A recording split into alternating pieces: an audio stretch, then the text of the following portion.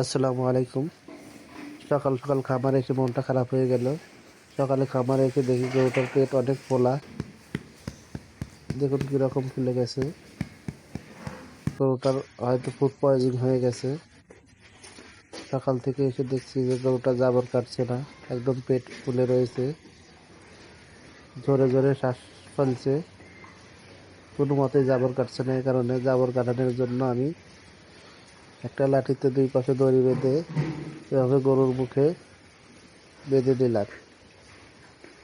দেখা যাক এতে গরুটা জাবর কাটে কিনা।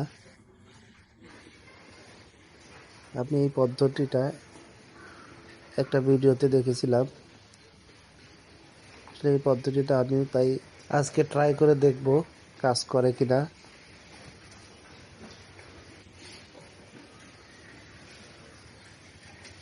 হ্যাঁ, মনে হচ্ছে পদ্ধতিটা কাজ করছে। দেখুন জাবরও কাটছে। আসলে গরুটা যখন বদহজম হয়ে যায়, পেট ফাঁপা হয়ে যায়, তখন গরুটা একদম জাবর কাটা বন্ধ করে দেয়। যদি কোনোভাবে গরুকে জাবর কাটানো যায়, তাহলে জাবরের সাথে সাথে পেটের গ্যাস ধীরে ধীরে কমে আসে।